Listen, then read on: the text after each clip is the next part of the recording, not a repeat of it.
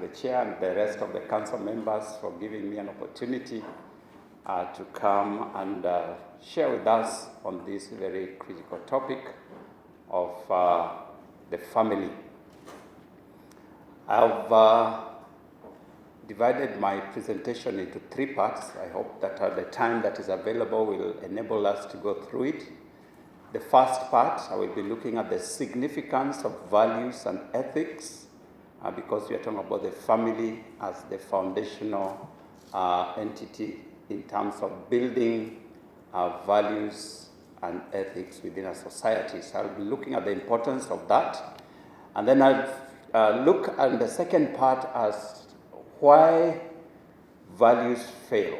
Why, people fail to uphold values, because values don't fail. People fail to uphold values.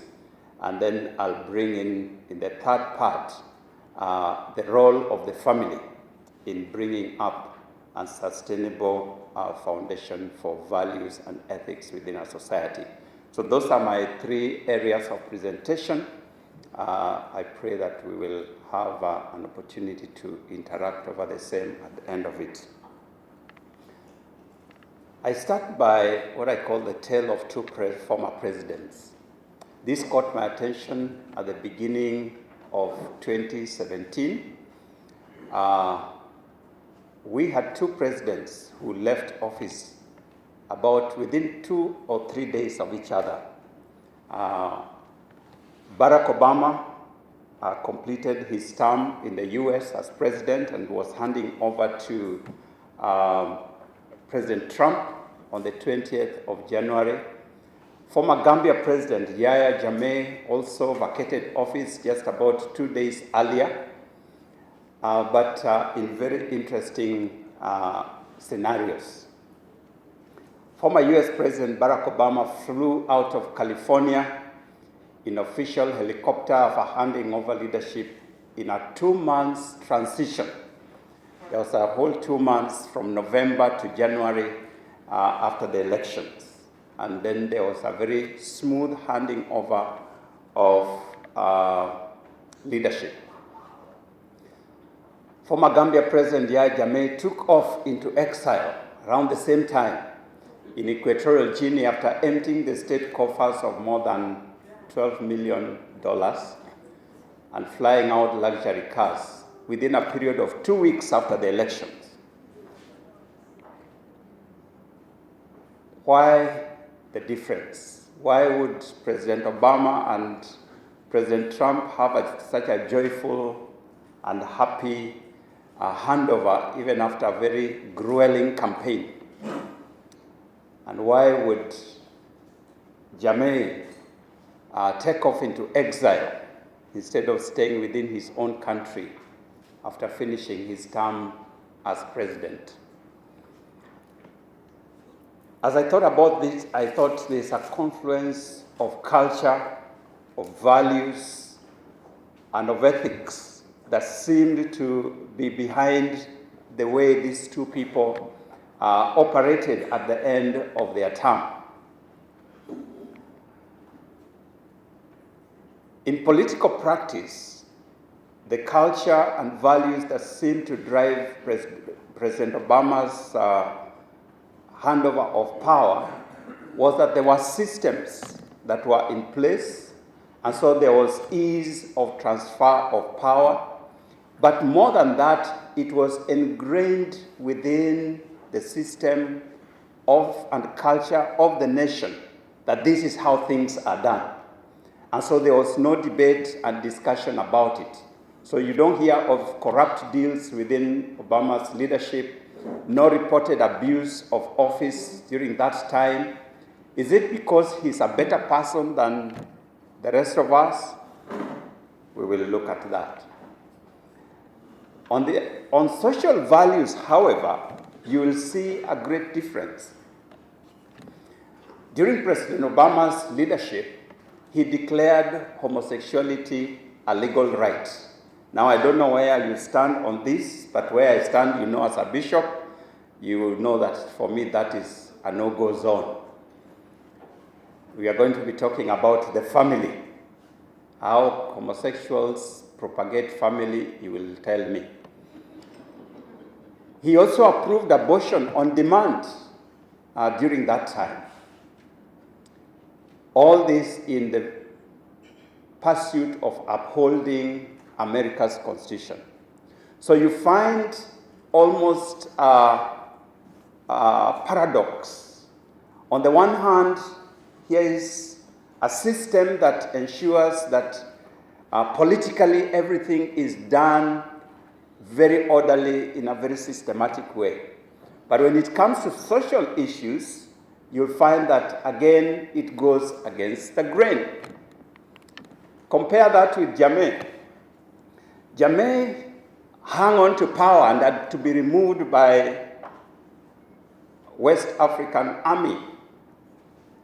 There was corruption within his leadership. There was abuse of office during his term. What happened? You look at on social matters, he was the opposite of Obama. He was totally committed to the Holy Quran, spiritually. He declared during his leadership homosexuality as illegal and outlawed it. He also outlawed abortion. So, on the social side, Jammeh is very strong, very firm. On the political side, he is the very opposite. What does this tell us about culture, values, and ethics?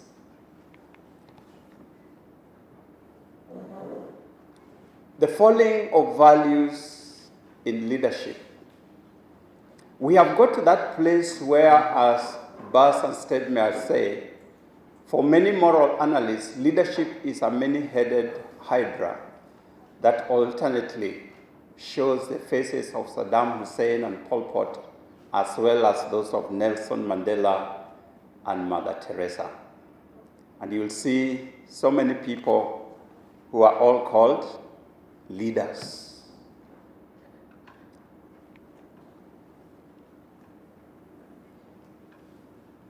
Machiavelli argued that true virtue is accomplishing one's goals or ends on behalf of one's constituents, no matter the means. In other words, the end justifies the means.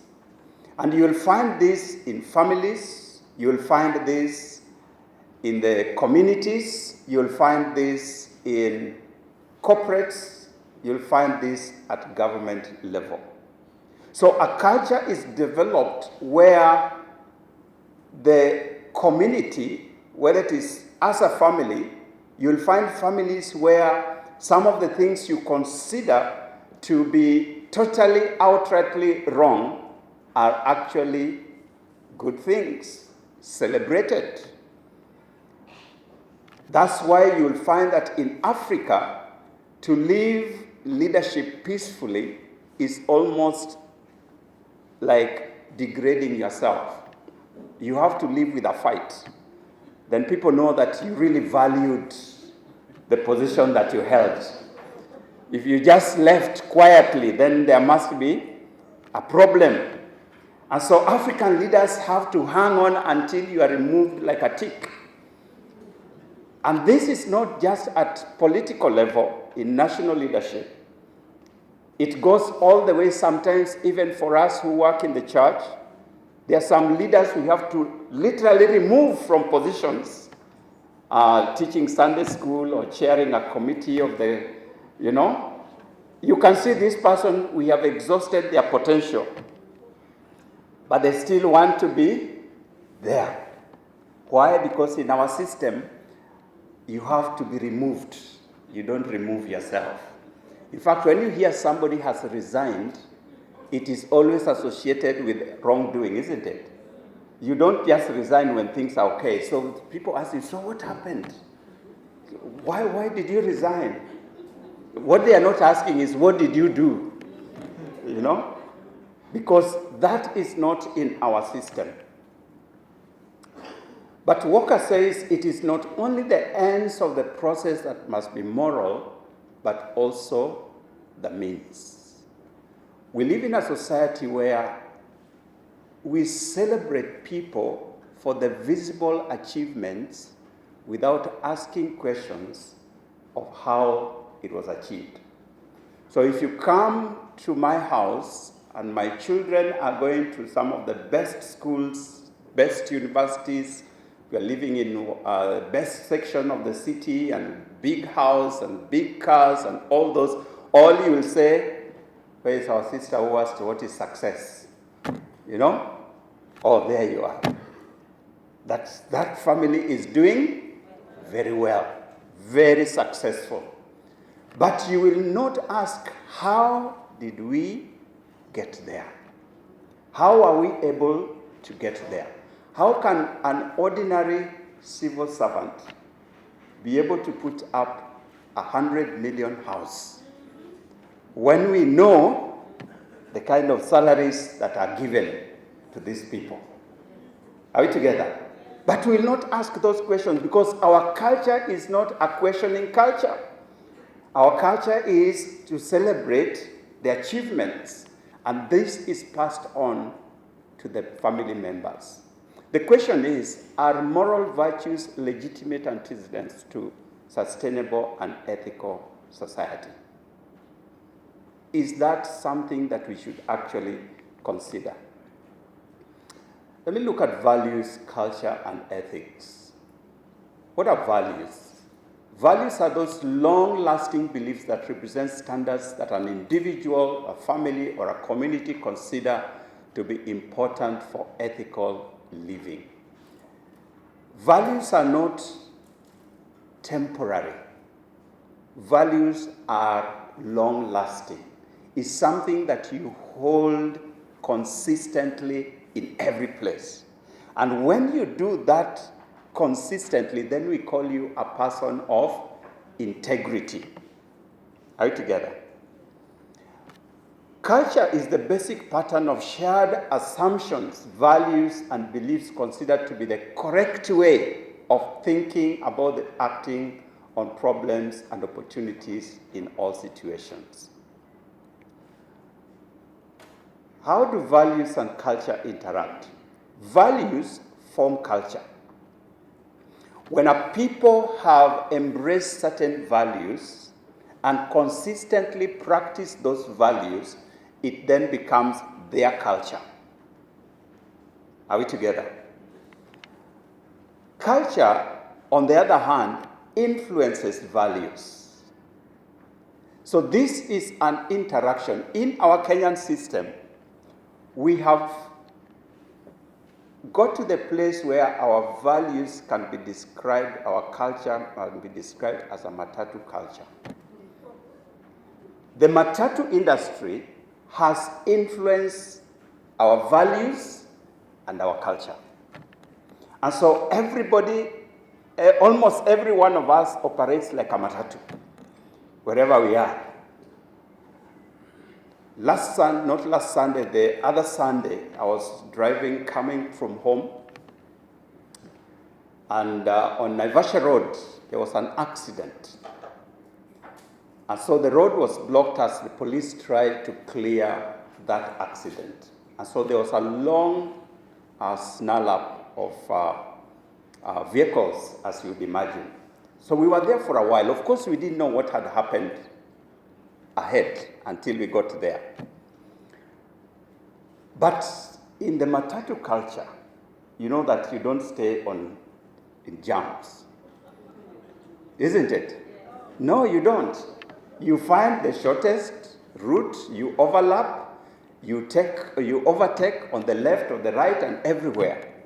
So as we were queuing here waiting for this jam to clear, whatever has happened there are people who started overtaking on the left, and they were just going.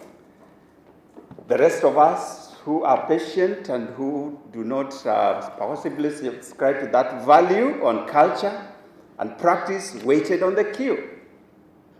And so there was this pickup that was passing by my side. And just as past, there was about 1 or 2 meters, in fact not 2 meters, just about 1.5 meters between me and the next vehicle that was ahead of me. I was not as close, because in Kenya you don't leave space.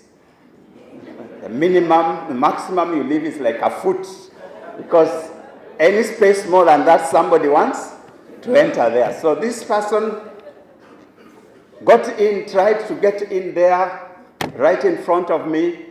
In the process, hit my vehicle. That was not the bad part. The bad part is that I came out. This person, after realizing that they have hit me, they actually took off. So I hooted and actually had to, because by now we have reached where the accident is and the police were there and there was a little space. So I drove and went and blocked in front. And the person came out and it's like, what is it? Huh? You have hit me? And I'm thinking, really? Yes, you have hit me. Look, you have hit me right from the back. I was so angry. You know, I'm supposed to be a bishop and calm and cool and collected and just say, God bless you. Go where you are going. But I was so angry. Because what I expected was for this person to say, I'm sorry. Really. And then we can start talking after that as to what may have happened. But they totally refused. Totally. And said, yes, let the police come. You see how you have hit me right from the back. Because, you know, as I was trying to enter in, it is the rear wheel that actually hit me. So they say, you have hit me. This is no case. It is going to be sorted out. Let the police come. And it's a young lady, a very young lady. Possibly young enough to be my daughter. So I say, young girl, really what I would expect of you is to just say, sorry. There was not much damage in the sense. So really we could be going. But she said, no, you have hit me. I have to call my people. I'm thinking, wow. So the police came and checked, and of course, either she did not know the rules of the road, because when the police came, in fact, she insisted, you see the way he has hit me, right here at the back. And the police said, so how did you get there? He said, I was overtaking on this side, and they say, madam, as long as you're overtaking on the left, you're already on the wrong. She was surprised. In fact, she was about to tell the police he is wrong. To cut the long story short, there was a lady that they were with in the car. So this lady comes out and says, please, I want to apologize for what we have done to you. I said, I wish you were the driver. I said, I'm not the driver, but I really apologize for what we have done. And the more she talked, the more my heart melted. And the more she talked, the more my heart melted. And finally I said, okay, and let them go. But I went thinking, what kind of culture are we developing? When I was growing up, my father, my mother particularly, taught us 3 things. You say sorry, you say thank you, and you say please. Those are things that were ingrained in us. What are the parents of today telling their children? How can a young lady like this one, I'm not giving you further details that really shocked me about who she was, because you may even be further shocked. But I just told her, young lady, you are totally misrepresenting the organization you represent, because she was wearing a company t-shirt of a very important company. That we have relationships. Did you talk about relationships? We have relationships with as CITAM. And I said, we have very good relationship with the company that you represent. In fact, is this t-shirt just what you were given by somebody, or are you actually a staff of this company. Say, I'm a staff. He said, you are misrepresenting this organization. But more so was what kind of upbringing was given to this girl. The matatu culture has influenced how we do things.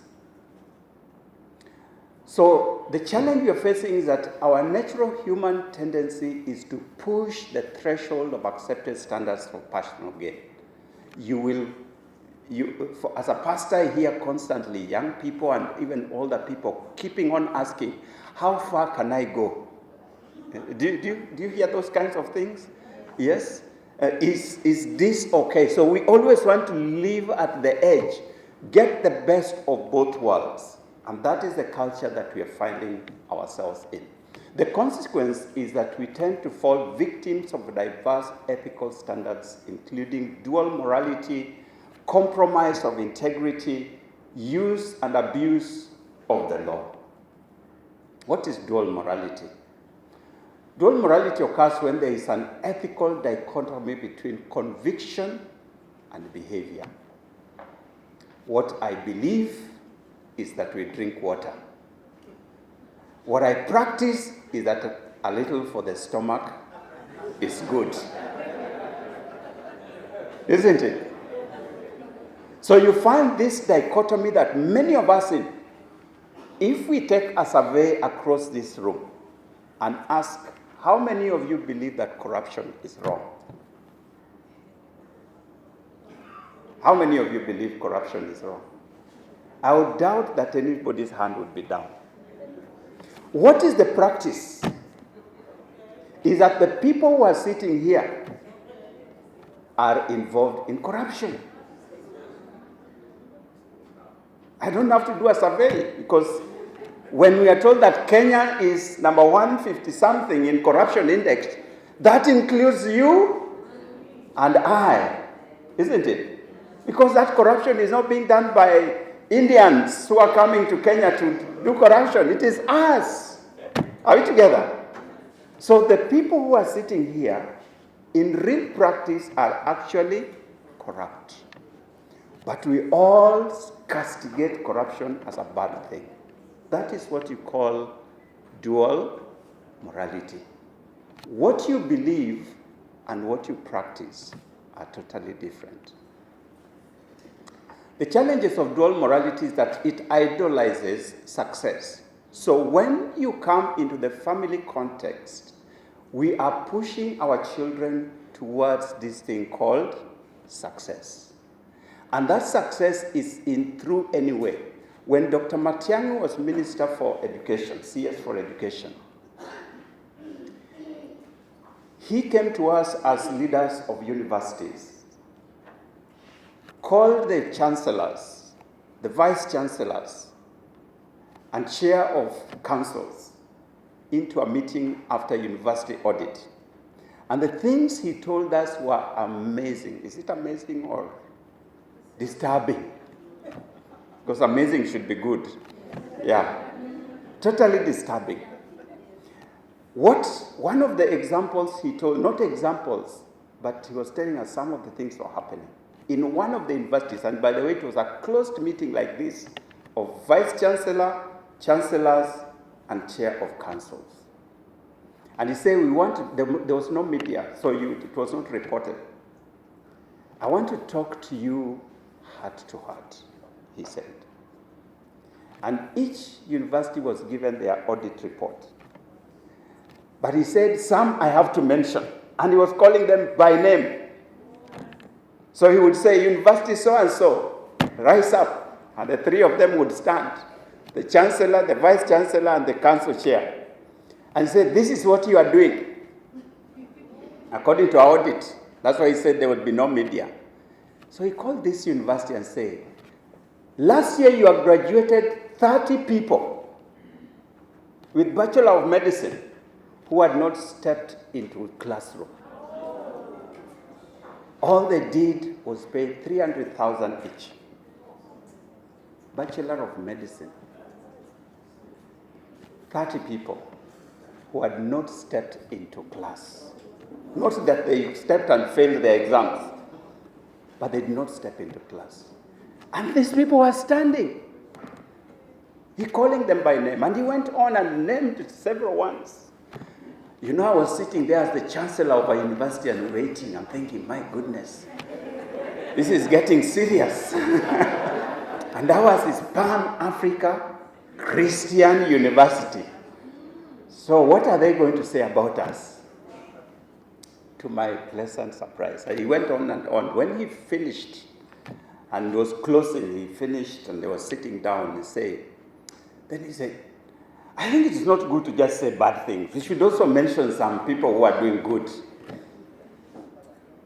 Like Pan-Africa Christian University. Oh my goodness. I felt like jumping up and saying, I am the one. Unfortunately, he didn't call us to stand up. They are doing some good work.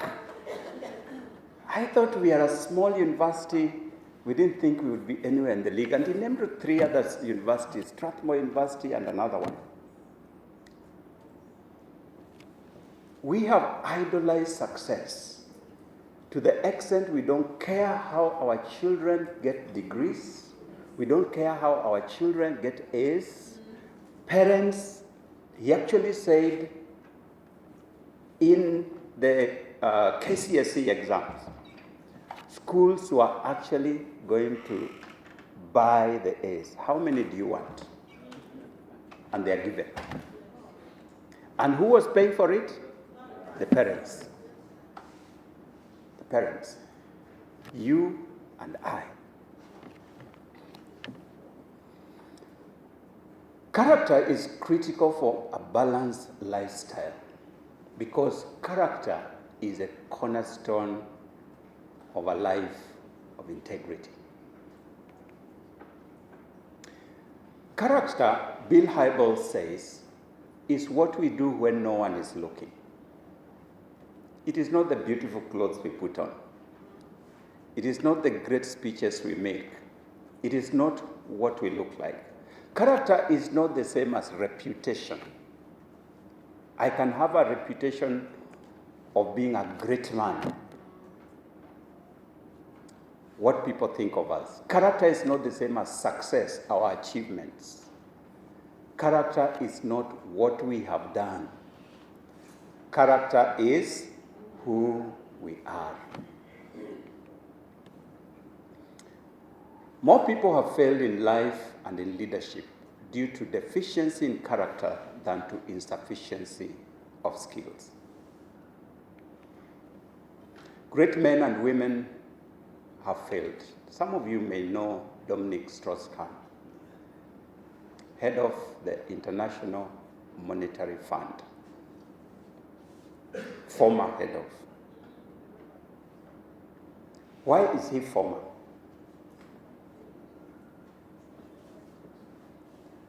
Victor Ponta, Romania Prime Minister, former.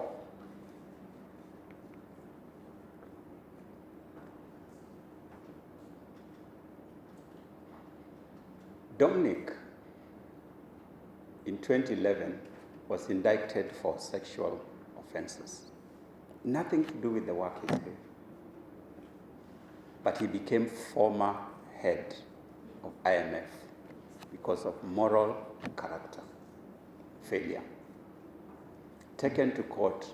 When I went to look at the CV of this man, was listed as, he's a Jew by descent, among the top 100 Jews in the world in terms of career, success, and everything.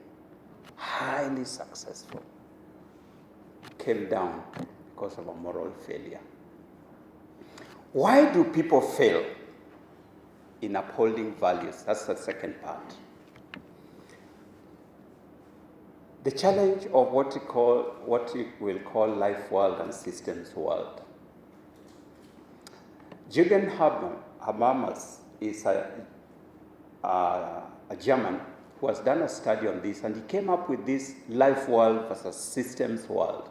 And he said these are two mutually exclusive but ideally interdependent domains. Wholeness entails the congruence between the life world and the systems world. But there are always tensions between. What is life world? Life world consists of personal, expressive, and normative actions. These are things that are inbuilt. We would call them intrinsic, that drive who you are. They embody beliefs, values, and shared vision. Life world brings meaning and significance to an individual. They are built in the early stages of life. A person's life world is built from childhood through how they are trained to interact with life and society. That's why I was talking about this young lady who I was wondering, how was she brought up? Because that will affect how a person conducts themselves in later life. What kind of values, beliefs, vision, and all those things are ingrained in an individual's life. The Bible, which I use a lot, says, train a child in the way he should go, and when he or she is older, they will not depart from it. In other words, the things that my father and my mother, my parents ingrained in me while I was young, I could go east, west, and everywhere, but it remains the true north. It remains the thing that attracts me and directs me. So the life world is ingrained in early days of life. Our life world is informed by our culture, by our community affiliations, and our own sense of personhood. This would include the shaping that has occurred throughout our lives, especially in the family.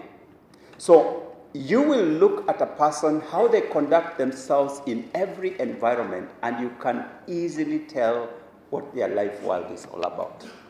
You can easily tell what their background is. As I was growing up, we were taught that the older person is always to be respected, whoever it is. That's what my parents taught us, the older person. So in our family, when you are going to eat, in our culture, you have to wash hands before you eat, even if you're not going to use the hands. And it was always the older person washes first, then the next, and the next, and who unto you if you're a big family and you are the last, because you have to wait. When we are serving food, it is always the older person first, and the next, and the next, and the next. There is no scramble for Africa, no, for food. Are you together? Where you just arrive. No. When I first came to Nairobi, we were also told that when an older person comes, if you are sitting, you have to stand and give them space. So when I came to Nairobi, the days of the good Kenya bus, you remember them? Those of you who are around, not the ones of now. The good old Kenya buses. When I first came. So I would sit, an older person would come, I stand and give them my seat. I would sit, an older person comes, I stand, I give them my seat. That older person could be an older boy, because I was a young boy in Form 1. It was not that older because they are aged. Are you together? But that's what I was taught. So with time I realized, hey, even young people are just sitting. I'm the only one who keeps standing.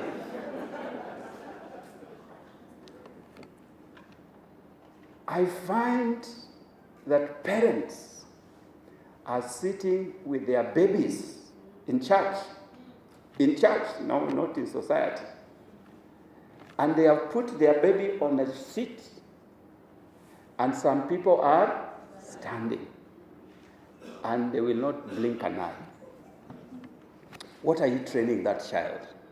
That they should never give space to anybody. That's what you are teaching them.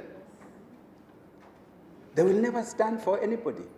They will never give room for anybody. They will hit your car and blame you for it. That is training. Now, let's go to the systems world. The system world represents the means we employ to achieve certain ends as individuals or groups. This includes structures, systems, and processes. Society is governed by the systems world because there is need for order. So you'll find policies, you'll find systems, you'll find structures now on the formal side. But there are also systems and structures and cultures that are informal, what people practice and what people believe. Efficiency in the systems world is of prime consideration. And so you'll find in companies, in organizations, in government, systems and structures are what rules. So sometimes values then disappear because of the systems world. To attain a balance occurs when the actions of the system world are determined and served by the life world, or rather serve the life world. Systems world should serve the life world, not the other way around. It should help put into practice the values, beliefs, and ideals of the life world. That is what should be. But that is not what always is. What then happens is what we call colonization. Colonization occurs when the systems world begins to dominate the life world. Like happened for me in Kenya bus when I came to the city of Nairobi. I soon discovered that people were not standing for others. So what happens? I also begin not to stand, because I'm the only one who is playing the musical chairs, Up, down. By the time I reach where I'm going, I've stood so many times and I've sat so many times. But nobody else is standing. So what is happening in my mind? There's now a conflict between what my father and mother taught me and what I'm now seeing being practiced. And the tension that is now there, do I stand or do I not stand? Do I give way or do I not give way? Begins to happen. When my life world surrenders to the systems world, we say my values have been colonized. Are you together? They have been colonized. And many of us end up in that place of colonization. You know what is right to do, but you end up doing the wrong thing because everybody is doing it. Have you heard that statement? But everybody is doing it. I like using driving experiences because many of us are involved in that. In my life world, I always stop at traffic lights, whether there's a police officer or there isn't, whether it is midnight or in the day. If the light is red, I stop. In our systems world, red means accelerate. Isn't it? So when you see the light turning red, you go faster so that you can go quickly. So in my process of stopping at red lights, I have been hit not more than once. No, I mean not less than once. 3 significant situations where I was hit. One on Uhuru Highway, one on Moi Avenue, the other time in the estate. Because why was I hit? Because the person coming behind me expects me not to stop. So when I stop, they are put in a crisis. Because they were coming expecting that I will not stop, and I stop, and they do what? They hit me at the back. 2 of the 3 occasions, I had the experience like the one I mentioned earlier. One of the men came out very angry. Wewe mjinga wewe, you fool, you know, what is wrong with you? Thankfully, the light was still red. I said, umeona. He said, mjinga, he was not even listening. Because he's wondering, why are you stopping? So when you tell him, we are supposed to stop at red light, we say, nobody stops. Are we together? Nobody stops. In other words, we have been colonized so that we do what everybody is doing, not because it is the right thing. So the systems world has colonized the life world. I was teaching a class at one of the universities, an MBA, a master's class. People were there, MBAs, masters in various things, but I was teaching ethics. So I gave various examples, and I could see there was disquiet among this. The majority of the class, actually maybe 95%, were people who are working. So they have come for this evening master's class. So as I was giving various illustrations and examples, you know, how people do things in the corporate world and how business is done, finally one of them said, Mwalimu, I have a question. If we do business the way you are saying, we will never do business.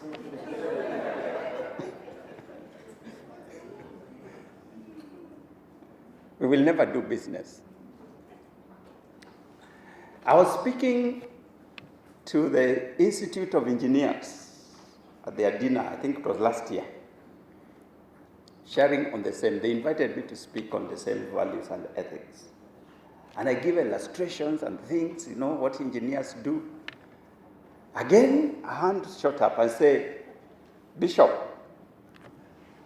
if we do the things you are doing, we are going to be very poor. The things you are saying. What are these people saying? Is that we have been colonized to the extent that we would rather go with what the world is saying and doing rather than what we know is right. So colonization is when the systems world has overtaken the life world. Worlds are then no longer balanced. The worlds begin to separate.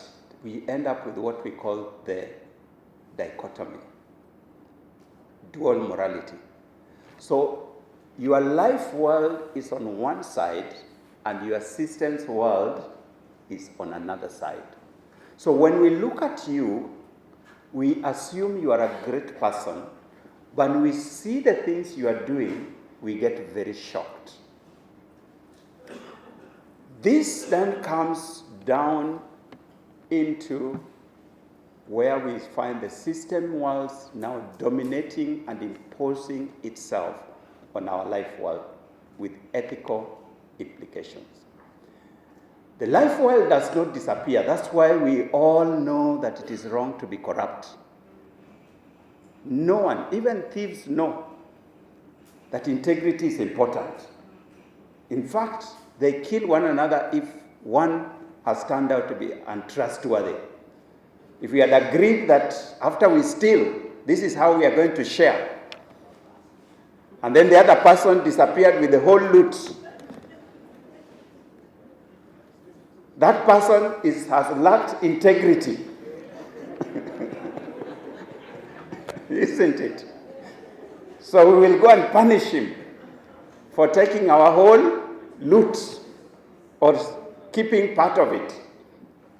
We all know what is right. So the life world does not disappear, it stays right there.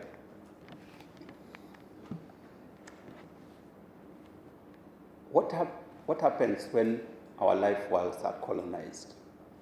A Kenya Youth Survey report of 2016 said that up to 50% of the youth have no problem getting rich through tax evasion and corruption as long as they are not caught. Because the only people who seem to pay sometimes are those who are caught. So the idea is not to be caught. I have great admiration, strange as it may sound, for this young man who dug a hole in Thika into a bank. Do you remember that story? For our good friends who are visiting, there were some young men, were they two or more? Two. University graduates. They dug at 300 meters? Fairly long, 300 meters hole, tunnel, underground, over 6 months, into a bank, and got into the vault and carried away money. I thought, that is hard work.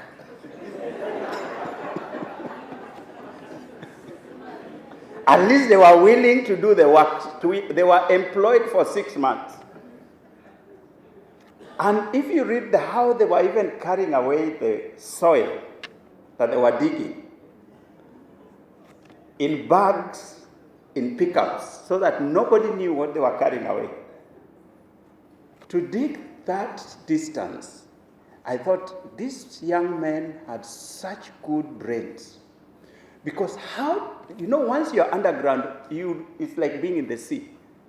How do you know the direction where you are going? You could have been trying to dig this way, but your tunnel is going this other way. How do you know? Google Maps. GPS. To ensure that you go up to where the vault is in this bank. I said, hats off. Employing all that they had. But the truth is, their life world had been colonized by the systems world. Our culture, our society has got to that place where you want to get rich as quickly as possible. And we are propagating it through betting, through other ways. I don't know whether betting people are here. Please, you are destroying our society if you are here. That is not business. That is robbery without violence. How do I know that something is right or wrong? Here's a simple test.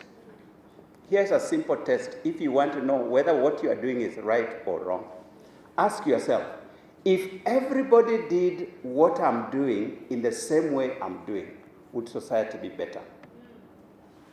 Ask yourself, if everybody did what I'm doing in the way I'm doing it, would society be better? If all of us turned into betting, would Kenya be growing economically? Betting doesn't produce any goods or services. So where will we get money? Albania collapsed as a nation because they went into pyramid schemes. People were selling land, they were selling their animals, livestock, and everything, putting it into pyramid schemes. The country collapsed. If we all went into betting, this country will collapse because there is no production of any services or any services being offered. So if we all did that, would it be a good thing? If all of us jumped to the traffic light, would it be a good thing for society? We will all be stuck, isn't it? And that's what happens all the time, isn't it? So why are you jumping it yourself? Why do you think the rest of us are not in a hurry?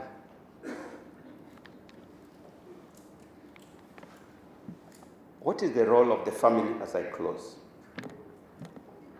in developing a strong life world? Strong families have a clear vision of their life world as a source of meaning and significance. They operate efficiently because of shared values. If you want to help our country, bring up your children right. Are you together? Shouting at the corrupt people is not going to help us much, though we must shout. Are you together? Just train your 1 or 2 kids, your wife and your husband, the 4 of you, the 6 of you, and if you are polygamous, the 10 of you. Just say we are going to bring up a family that is committed to what? Values. If each one of us does that, will we have a better society? Yes. Yes. Because society is made up of families.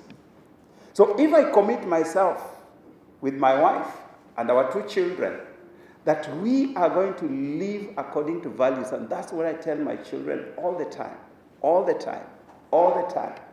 in little things. Whether they depart from it and do their own thing, I will have played my part, because they are independent individuals. But it is my responsibility to bring up shared values. The members should root all their actions in their life world. Members learn to balance their life world with their systems world. Every so often, my daughter comes and says, this is what is happening at our university, in school, these are what people are doing. I say, but what are you doing yourself? What does the Bible say? You know, the other day, my daughter surprised me. We were driving into church, and then I stopped, we parked, and we were just about to go in, and she said, Daddy, I wanted to ask you something. I said, what is it?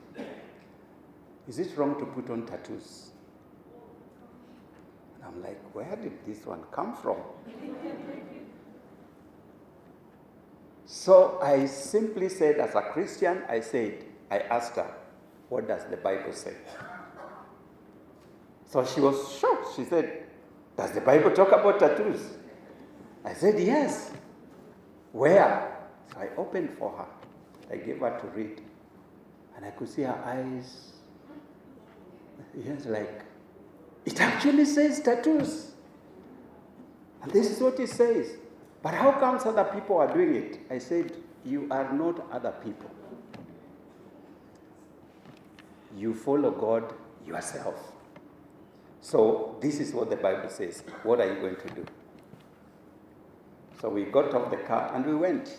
That discussion was closed, and also I thought.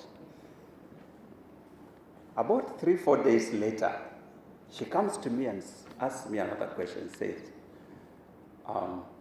Daddy, what does it mean that Jesus fulfilled the law? I said, okay, that's a very deep theological question. So I began to explain to her what it means. That discussion was finished. 3-4 days later, she comes and says, you know what? That thing I asked you about a tattoo, and the one I asked you about Jesus fulfilling the law, my teacher at school, this is a Christian school, wears a tattoo. And so I went to tell her, why are you wearing a tattoo? And the Bible says you should not wear a tattoo. So she said, what is wrong with the tattoo? So I opened the Bible and showed her, but this is what the Bible says. So she read and she said, no, but you know, this is in the Old Testament.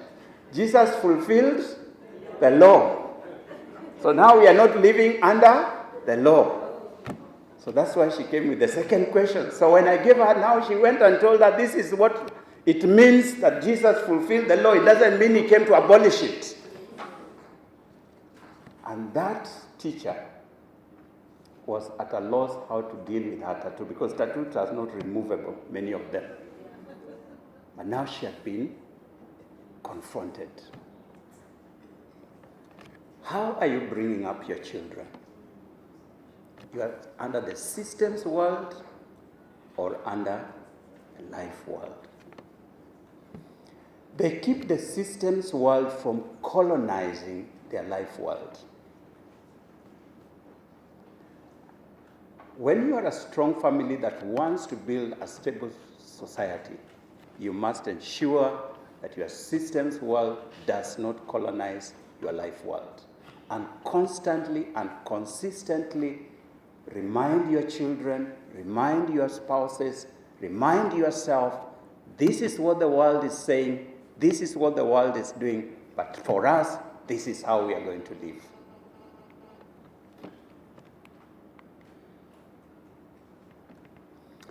I am ever so amazed by the life of a family in the Bible. Many of us would be familiar with this person. At least you know about Sodom and Gomorrah. Even if you are not a Christian, at least you may have heard about Sodom and Gomorrah. Sodom and Gomorrah is known for their sexual immorality. It was the norm, it was the standard, it was, if you say Sodom and Gomorrah, that's what you say. If you say the corner of a city is Sodom, people don't ask you, what do you mean? Are we together? If you say that place is Sodom, I mean, people know what you're talking about. Now, in that city, there lived a man called Lot. Lot had daughters. What amazes me is that Lot brought up his daughters in Sodom as virgins. Up to marriageable age, Lot himself says, I have daughters who have never slept with a man. How did Lot manage to raise up daughters in Sodom as virgins? There must have been a life world that guarded them. So sometimes we say, the environment. That these days. Do you hear that word, these days? No, it is not these days. Develop a life world for your family. That whether you live in Sodom, you can still have virgins. Are we together? When you surrender yourself and say, this is now the world we are living in, you can't explain the things you bring home. Daddy has brought in a lot of money. We are building this and we are buying that. And children know the kind of salary you want. And they're asking you, so Daddy, where did you get this money? And you say, you don't worry, don't ask questions. These are adult issues. What you are telling that child is that when they grow up, they should also work hard to get big money in the way you get it. How do we instill family values? Values are more caught than taught. Your words, your actions speak so loudly that your words cannot be heard. Are we together?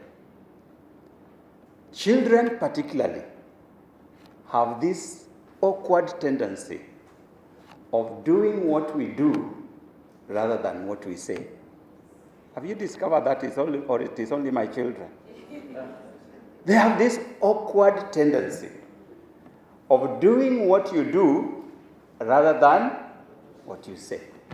So you can tell them all the good things, but when they go to act, they do like mommy. They do like daddy. And you get so embarrassed.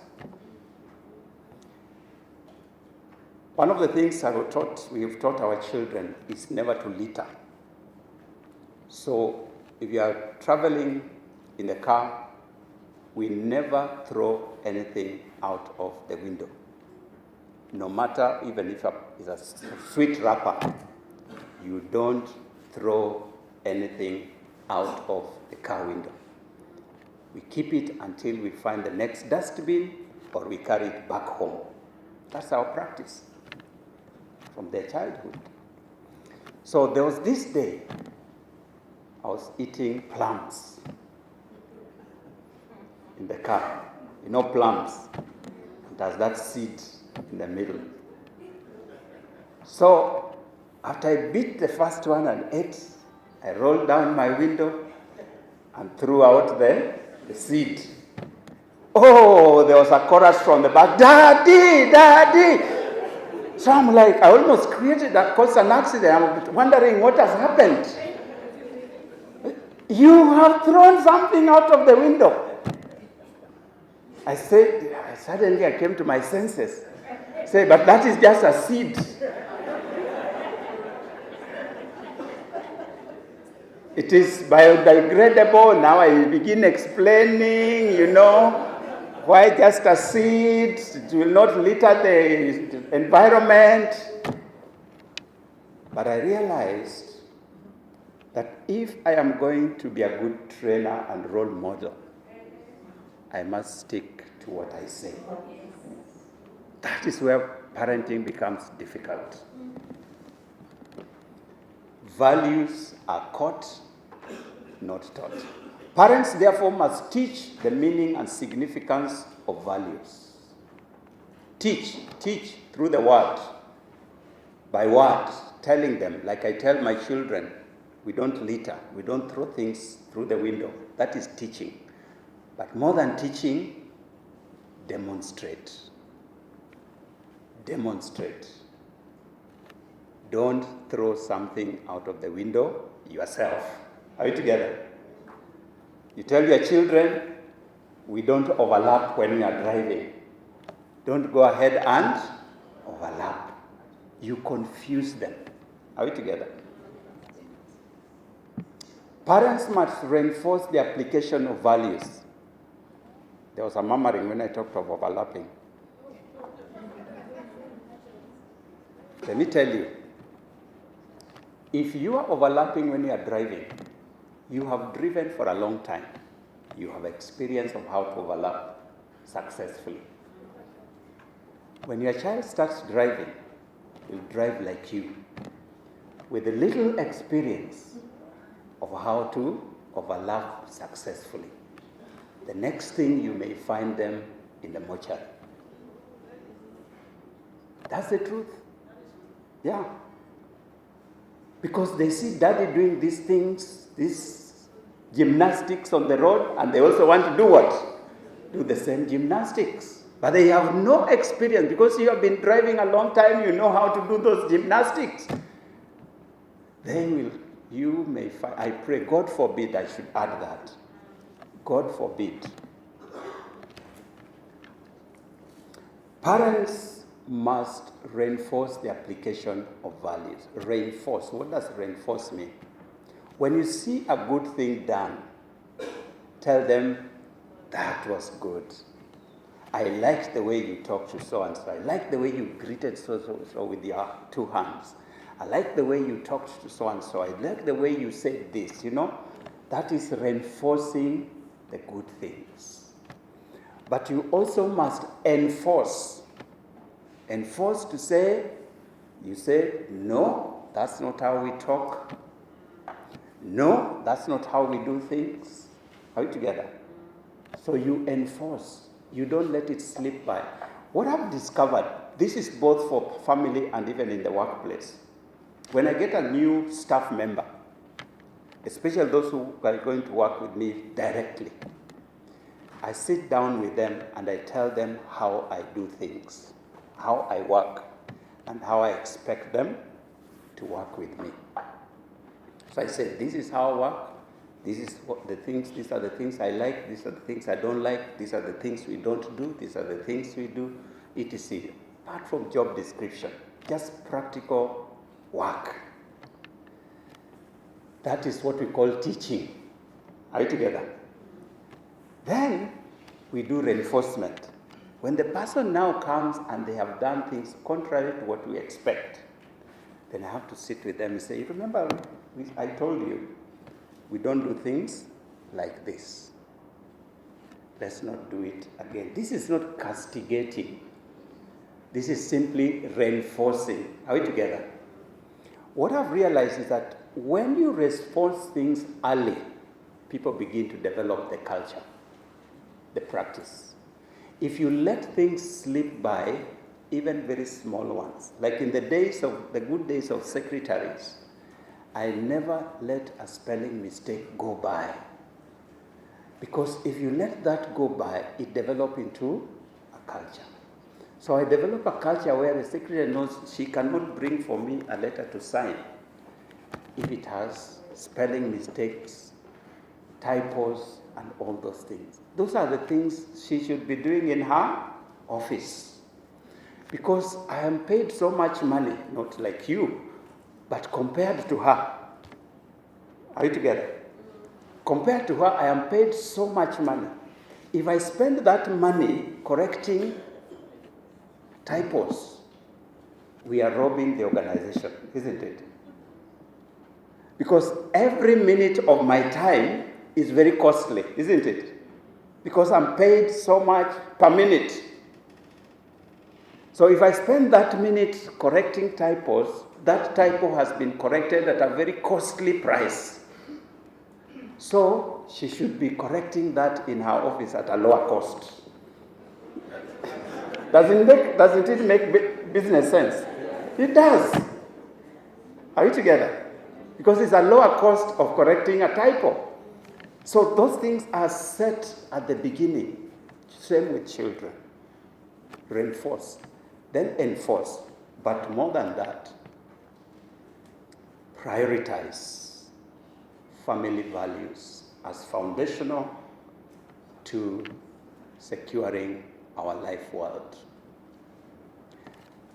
As parents, as members of families, whether you're a single parent, a double parent, a multiple parent,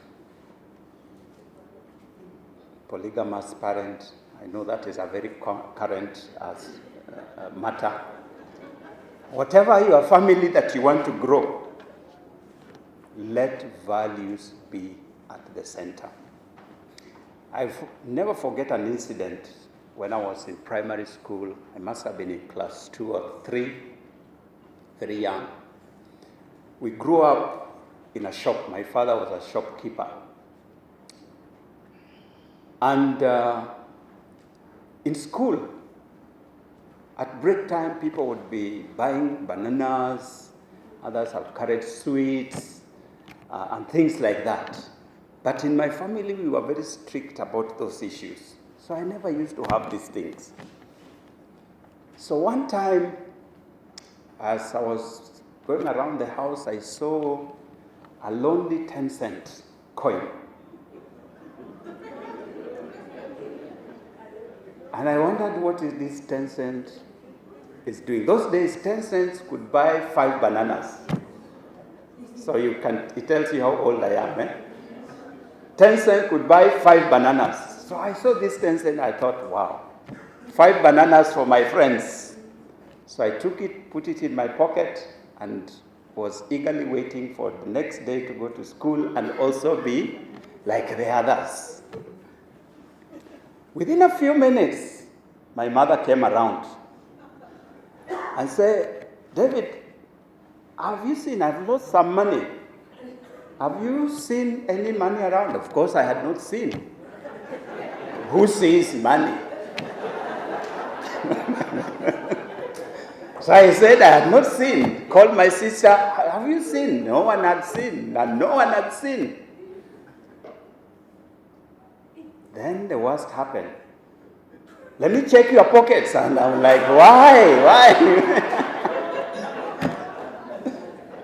So she started with my sister, and of course she didn't have pockets. There was nothing to be found.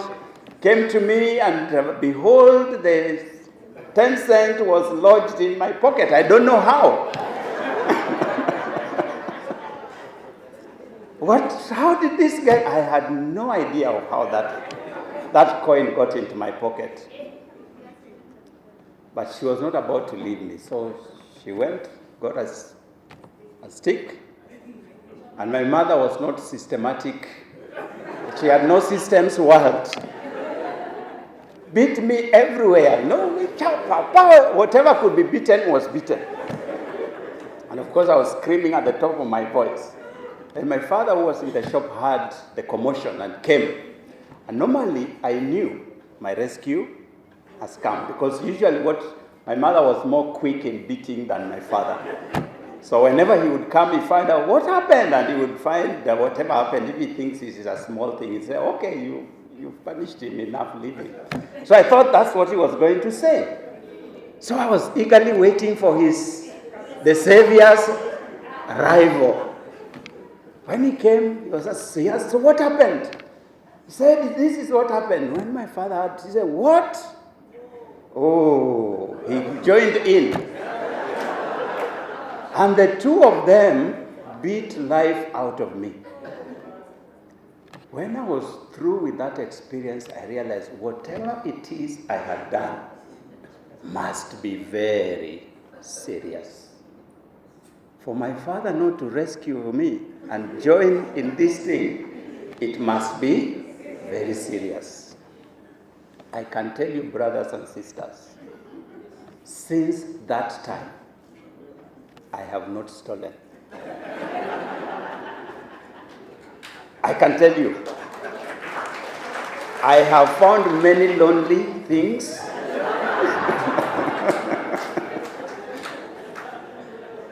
But I have been tempted.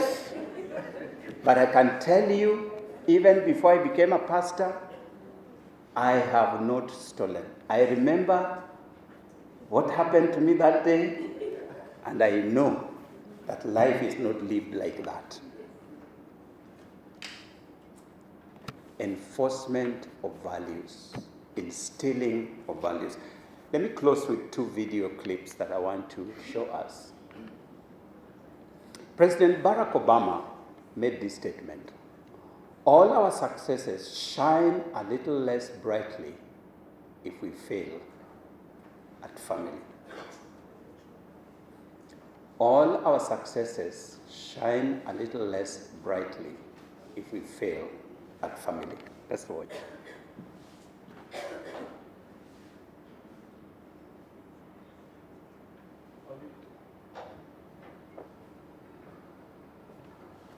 Hi, everybody. This Sunday is Father's Day, and so I want to take a moment to talk about the most important job any of us will ever have, and that's being a dad. Today, we're blessed to live in a world where technology allows us to connect instantly with just about anyone on the planet. But no matter how advanced we get, there will never be a substitute for the love and support, and most importantly, the presence of a parent in a child's life. In many ways, that's uniquely true for fathers. I never really knew my own father. I was raised by a single mom and two wonderful grandparents who made incredible sacrifices for me. And there are single parents like my mom all across the country who do a heroic job raising terrific kids.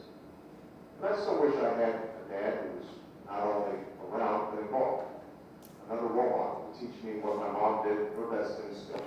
Values like hard work, integrity, responsibility, delayed gratification, all the things that give a child a foundation to envision a brighter future for themselves. That's why I try every day to be more Michelle and my girls, whether my father was not my mother or me.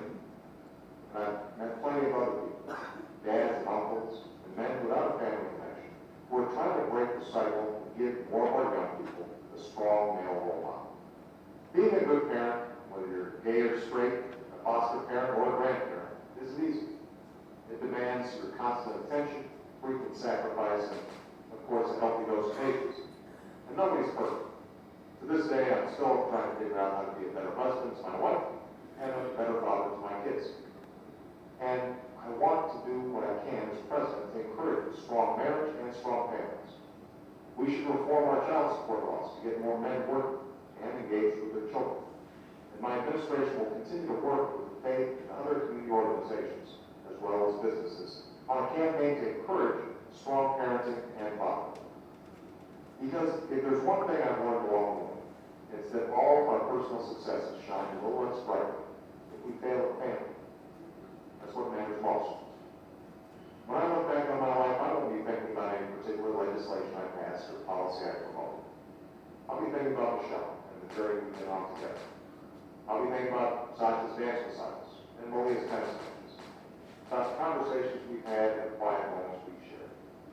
I'll be thinking about whether I did right by them and whether they knew every day just how much they were loved. That's what I think about when I think about Papa.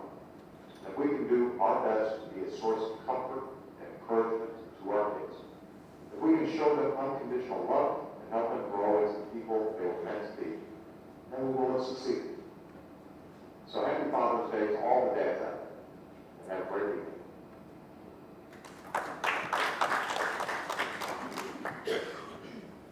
Prioritizing the family. He says, when he looks back over his life, this time he was still president, he will not be remembering the great legislations that he signed into law, but he'll be thinking of what did he do as a husband, as a father.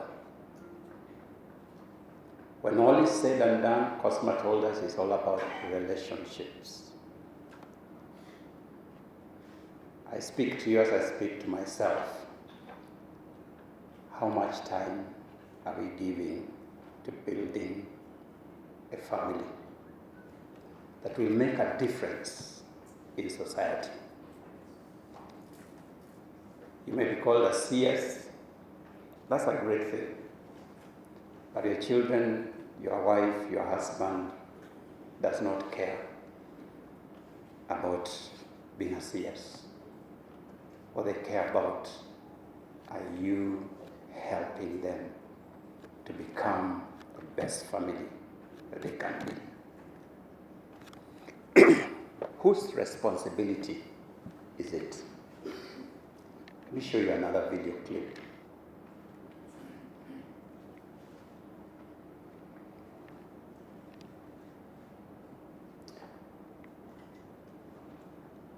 Some of you have watched a very popular movie called Courageous. In one of the scenes, one of the people makes the statement, as a father, you are responsible to God for the position of influence He has given you in your family. You will notice that in my talk today, I have had a bigger slant to the men and to the fathers. You may not have picked it, but it was there.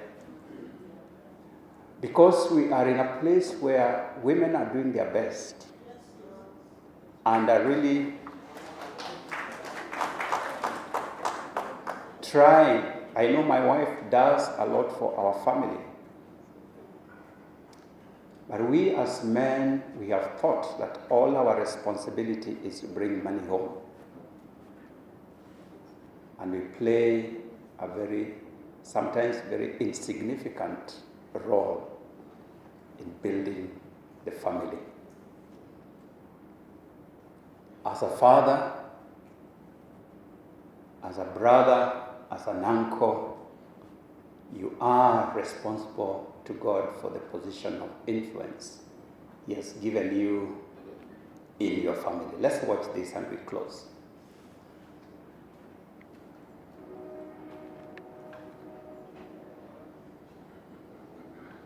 As a law enforcement officer, I've seen firsthand the deep hurt and devastation that fatherlessness brings in a child's life. Our prisons are full of men and women who have lived recklessly after being abandoned by their fathers, wounded by the men who should have loved them the most. Many of these children now follow the same pattern of irresponsibility that their fathers did.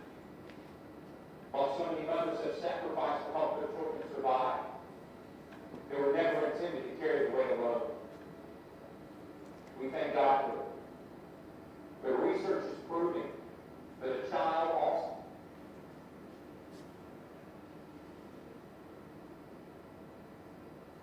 So desperately needs a daddy. There's no way around this fact. As you know, earlier this year, my family endured the tragic loss of our 9-year-old daughter, Emily. Her death forced me to realize that not only had I not taken advantage of the priceless time I had with her, but that I did not truly understand how crucial my role was as a father to her and our son Dylan. Since her passing, I've asked God to show me through His Word how to be the father that I need to be.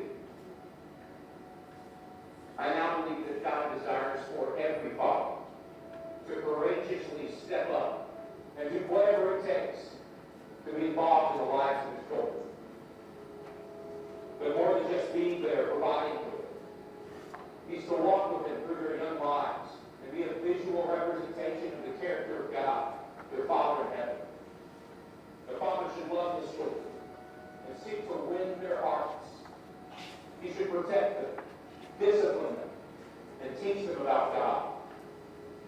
He should model how to walk with integrity and treat others with respect.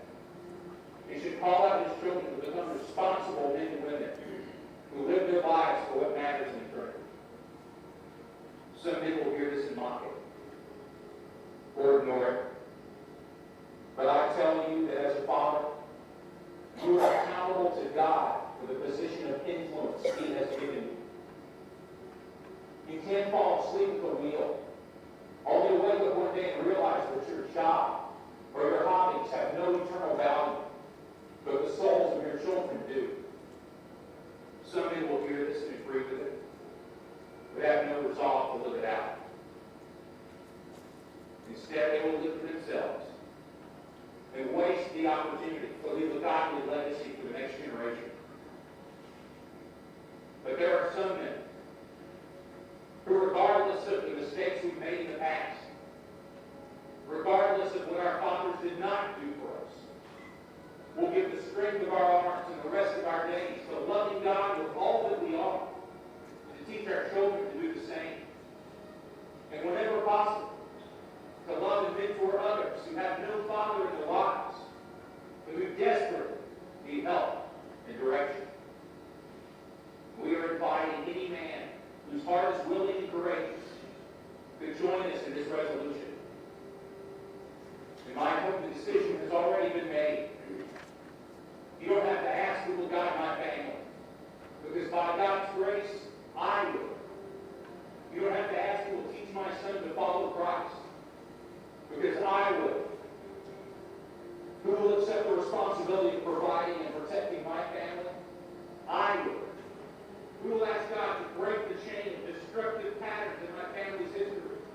I will.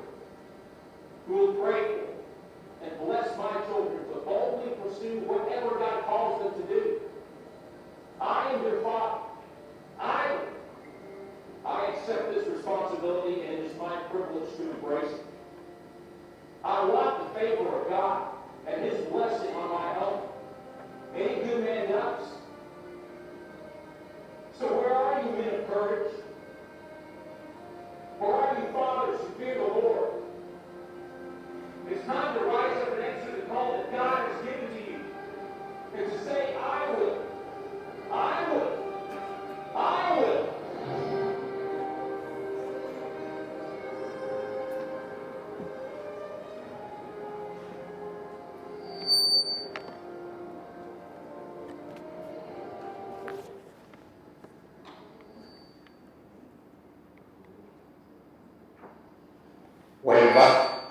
When values fail, of necessity, societies fall. Everyone does as they please. That's why I get very disturbed when I see men and women of authority, of position of power, readily discard values, disobey rules, dishonor orders, disregard courts. What we are telling our children is that we can do the same. They can do the same. Very difficult. Families are our only hope for entrenching values. I underline the word only because there is no alternative. It is the only one. By the time a person comes into your company, your organization, it is in most cases too late. Values can only be instilled at the family level. Thank you. God bless you.